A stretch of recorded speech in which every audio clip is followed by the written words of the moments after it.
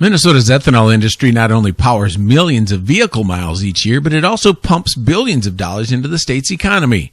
A recent analysis by the University of Minnesota and the Minnesota Biofuels Association captures the magnitude.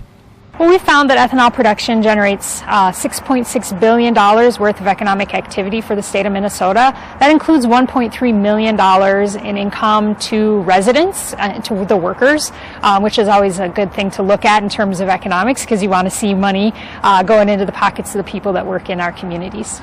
The study showed the state's 19 ethanol plants produced 1.35 billion gallons of ethanol in 2023, nearly 4 million tons of dried distillers' grains with solubles, and 426 million pounds of corn oil, which is used to produce biodiesel and renewable diesel. It's in the upwards of several $1 billion that the industry is helping to contribute, not only to the state of Minnesota and the state of Minnesota's economy, but to a lot of those local economies in greater rural Minnesota. The ethanol industry's impact is felt across Minnesota, but it is most acute in rural Minnesota.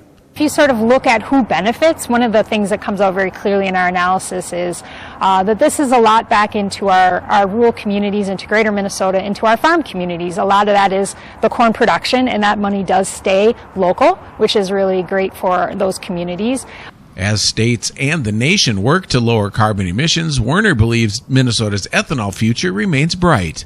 So the industry is growing in the state of Minnesota, and I think as we see more demand for low carbon transportation options, just recently an announcement from EPA on the ability for Minnesota to sell E15 year-round starting in 2025. I think we're going to see additional demand and additional growth in the industry because of some of those factors.